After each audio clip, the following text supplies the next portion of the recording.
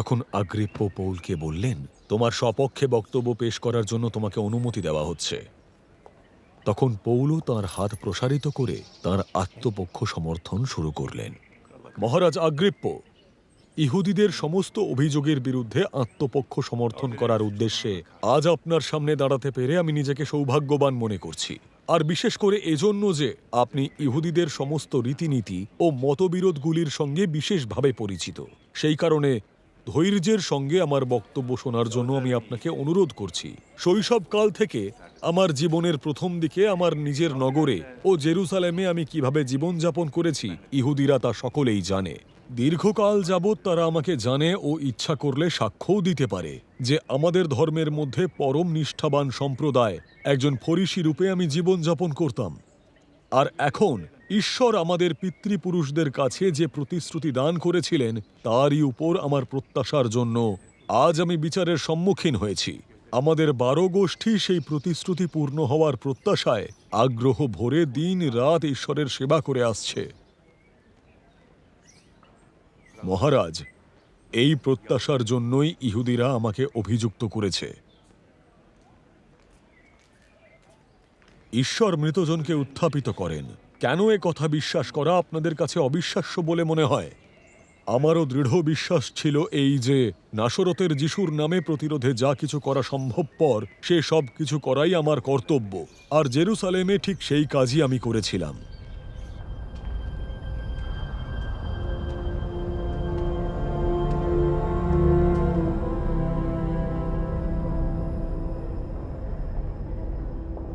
প্রধান যাজকদের দেওয়া অধিকার বলে আমি অনেক পবিত্রগণকে কারাগারে বন্দী করেছি। যখন তাদের মৃত্যুদণ্ড দেওয়া হতো তখন আমি তাদের বিরুদ্ধে আমার মত দিয়েছি। অনেক সময় আমি এক সমাজ ভবন থেকে অন্য সমাজ ভবনে তাদের শাস্তি দেওয়ার জন্য গিয়েছি। তাদের উপরে বল প্রয়োগ করেছি যেন তারা ঈশ্বর নিন্দা করে। তাদের বিরুদ্ধে ক্রোধে উন্মত্ত হয়ে আমি তাদের অত্যাচার করার জন্য পরজাতীয় নগরগুলি পর্যন্তও গিয়েছিলাম। এরকমই এক যাত্রাকালে আমি প্রধান যাজকদের কাছ থেকে অধিকার ও অনুমতিপত্র নিয়ে দামাস্কাসে যাচ্ছিলাম। মহারাজ, প্রায় দুপুরবেলায় যখন আমি মাঝপথে ছিলাম আকাশ থেকে এক আলো দেখলাম। তা ছিল সূর্যের থেকেও উজ্জ্বল। আমার ও আমার সঙ্গীদের চারপাশে তা উজ্জ্বল হয়ে উঠেছিল। আমরা সবাই মাটিতে পড়ে গেলাম। আমি একটি কণ্ঠস্বর শুনলাম যা হিব্রু ভাষায় আমাকে বলছিল, শৌল, শৌল, তুমি কেন আমাকে নির্যাতন করছো? কাঁটার মুখে লাথি মারা তোমার পক্ষে কঠিন। তখন আমি জিজ্ঞাসা করলাম, প্রভু, আপনি কে? আমি যিশু, যাকে তুমি নির্যাতন করছো। প্রভু উত্তর দিলেন, এখন ওঠো ও তোমার পায়ে ভর দিয়ে দাঁড়াও। আমি তোমাকে আমার সেবক নিযুক্ত করার জন্য তোমাকে দর্শন দিয়েছি। আমার বিষয়ে তুমি যা দেখেছো ও আমি তোমাকে যা দেখাবো তুমি তার সাক্ষী হবে।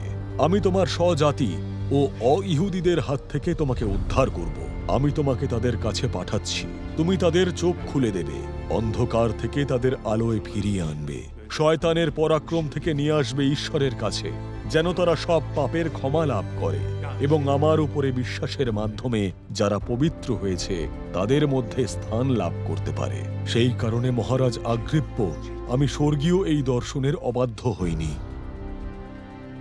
প্রথমে দামাস্কাসবাসীদের কাছে, পরে জেরুজালেম ও সমগ্র জিহুদিয়ার অধিবাসীদের কাছে এবং অইহুদিদের কাছেও আমি প্রচার করলাম, যেন তারা মন পরিবর্তন করে ঈশ্বরের কাছে ফিরে আসে ও তাদের কাজ দিয়ে তাদের অনুতাপের প্রমাণ দেয়। এই কারণেই ইহুদিরা আমাকে মন্দির চত্বরে পাকড়াও করে ও আমাকে হত্যা করার চেষ্টা করে। কিন্তু আজ এই দিন পর্যন্ত আমি ঈশ্বরের সহায়তা লাভ করে এসেছি। সেই কারণেই আজ আমি এখানে দাঁড়িয়ে ছোট বড় নির্বিশেষে সব মানুষের কাছে সাক্ষ্য দিচ্ছি। ভাববাদীরা ও মসি যা ঘটবার কথা বলে গেছেন তার বাইরে আমি কোনো কথাই বলছি না। মসিহকে কষ্ট ভোগ করতে হবে এবং মৃতলোক থেকে সর্বপ্রথম উত্থাপিত বলে তিনি তাঁর স্বজাতি ও অইহুদিদেরও কাছে আলোর বার্তা ঘোষণা করবেন। এই সময় ফিস্ট পৌলের আত্মপক্ষ সমর্থনে বাধা দিয়ে বললেন, পৌল, তোমার বুদ্ধিভ্রম হয়েছে। তোমার অত্যধিক জ্ঞান তোমাকে পাগল করে তুলেছে। পৌল উত্তর দিলেন, মহামান্য ফিস্ট, আমি পাগল নই। আমি যা বলছি তা সত্য ও যুক্তিগ্রাহ্য। রাজা এসব বিষয় পরিচিত ও তাঁর কাছে আমি স্বচ্ছন্দে কথা বলতে পারি। আমি দৃঢ়রূপে বিশ্বাস করি এর কোনো কিছুই তাঁর দৃষ্টি এড়ায়নি, কারণ তা কোণে করা হয়নি। মহারাজ আগ্রিপ্প, আপনি কি ভাববাদীদের বিশ্বাস করেন? আমি জানি আপনি করেন। আগ্রিপ্প তখন পৌলকে বললেন, তুমি কি মনে করো যে এই অল্প সময়ের মধ্যেই তুমি আমাকে খ্রিস্টিয়ান করে তুলবে?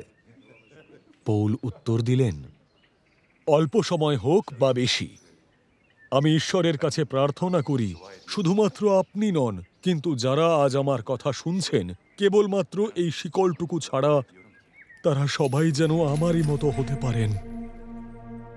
রাজা উঠে দাঁড়ালেন ও তাঁর সঙ্গে প্রদেশপাল বার্নেস ও তাদের সঙ্গে বসে থাকা সকলে উঠলেন। তাঁরা সেই ঘর ত্যাগ করলেন ও পরস্পরের সঙ্গে আলোচনা করার সময় বললেন, এই ব্যক্তি মৃত্যুদণ্ড বা কারাগারে বন্দী হওয়ার যোগ্য কিছুই করেনি। আগ্রিপ্প ফিস্টকে বললেন, কৈশরের কাছে আপিল না করলে এই ব্যক্তিকে মুক্তি দেওয়া যেত।